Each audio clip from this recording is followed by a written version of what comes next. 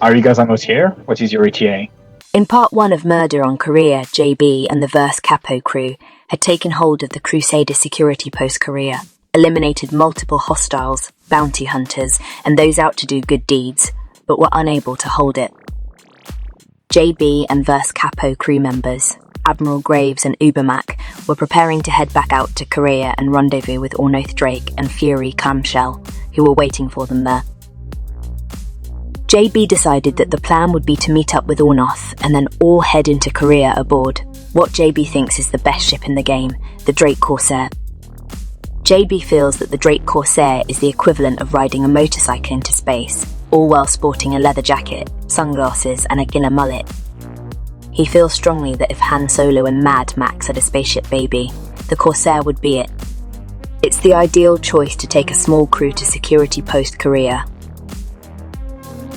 It's got 3 decks of pure, unadulterated, second-hand spaceship smell, the kind that screams, adventure was here, and it left a mess.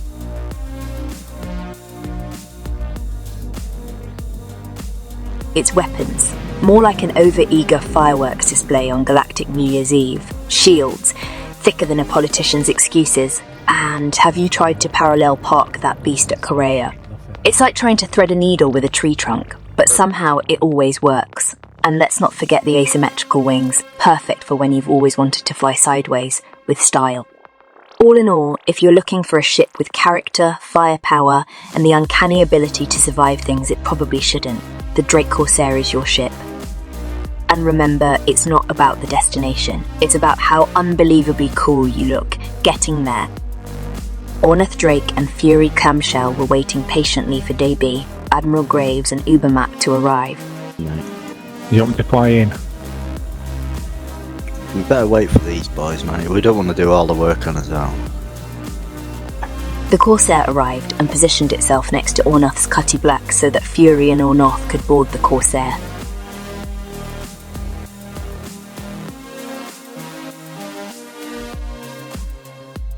Ah, the notorious Gravity Tango, a dance as old as the Drake Corsair itself. The Corsair is a proud beast and it doesn't just let anyone aboard. Ornoth and Fury are like clumsy suitors trying to woo a reluctant date. Ornoth, all burly and macho, can't seem to stick the landing, flailing around like a ballerina in a gravity storm. Fury, usually so nimble, is suddenly rediscovering the joys of unexpected gymnastics. There's a weird whimsy to it all, as if the ship is chuckling. You must learn the dance if you wish to ride. They're doing the Drake jive, folks, and as much as they stumble and stagger, it's all part of the Corsair's charm. Their boarding attempts are not failures but rites of passage, a comic ballet of spacefaring misadventures. With everyone aboard, they began to move towards Kareah.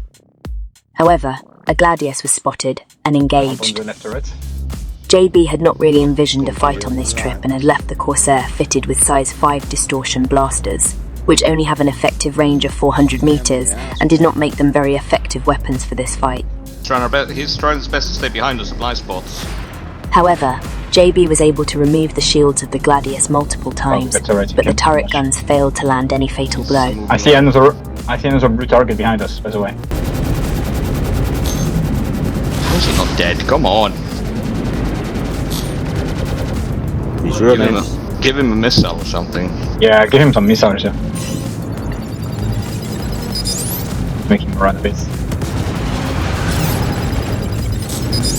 I think he's trying to retreat now. The fight was a stalemate, with the Gladius too maneuverable for the Corsair crew and the Corsair unable to land significant blows. What is his status?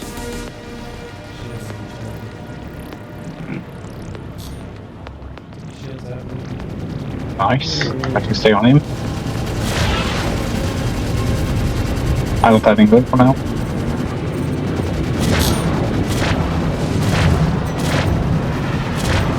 Oh, he's not moving anymore. He's distorted. Nice. Go in. Get for the kill. Get a missile, you can't deploy.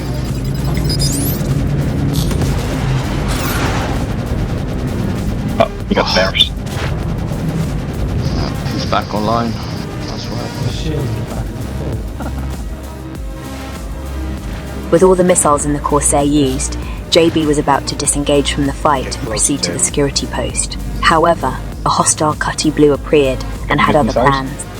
We have a second contact engaging us. Yeah, it's him.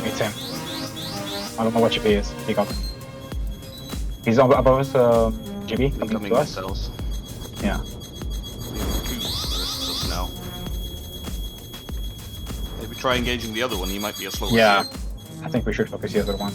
The first missile struck the Corsair's wing, sending the ship into an uncontrollable spin. Yeah, it's him.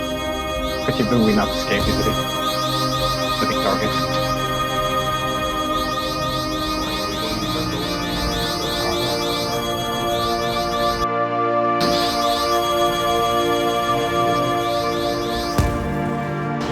This is a problem.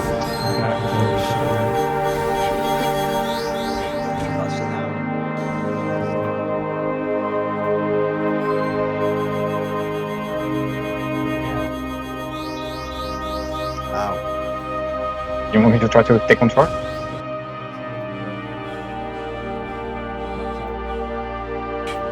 Run, Yeah, we've got keep flat going spin forward. here, mate. Run, get out of the ship. What is the ship status? Fucked. JB gave the order to abandon ship. All crew members scrambled to the exits. Can't jump. Oh, Jesus Christ. I can't jump. I got out.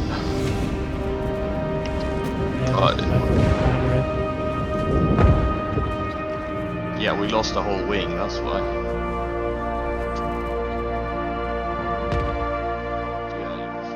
With all crew members alive and accounted for, JB and the Verse Capo crew watch on as the Cutty Blue and Gladius continued to engage the now doomed Corsair, unaware that the crew had evacuated to safety. Lost in space, 83 km away from the station, the crew of the ill-fated Corsair found themselves in quite the predicament. It was like a high-stakes game of cosmic Marco Polo, only with less water and more hard vacuum. The infinite starscape around them might have been beautiful, were it not for the lingering question, where is the bathroom out here? JB, always the pragmatist, understood the gravity of the situation, or rather, the lack thereof. He elected to play the game of celestial reincarnation, trading his temporary life to respawn and come back in a daring rescue mission, but not before imparting his famous last words to the crew. Remember, if I don't come back, tell everyone my last act was an epic space dive against the backdrop of a beautiful nebula. No, wait, make that 2 nebulas, and tell them I was awesome. Ornith and Fury, watching JB perform his self-sacrificing act, exchanged glances. You know, Fury mused. I always thought being stranded in space would involve less laughter and more existential dread. To which Ornith replied, well, you've obviously never been stranded with JB before. As they bobbed in the ether, awaiting JB's return, they couldn't help but marvel at the absurdity of it all. Space, it seemed, had quite the sense of humour. The final part of this story will be released shortly. If you enjoyed this content, and you think that we deserve it, please like and subscribe. That way you never miss an episode and you motivate us to keep making content for the Star Citizen community. Hey kid, don't ever let them get inside your head. They'll tell you what to do in life instead of everything you know that you could get. Don't let them guide your life towards regret. I'll fight for what I love with every breath. My past is filled with things I won't forget. I use them all to push me to my best. So treat the worst of times just like a test. If only I could go back in time, I'd tell myself that everything will end up alright. Just push yourself, test yourself, figure out what you like, and find your limits, don't be rigid, always work towards a prime. Surround yourself with open minds, people can change your life.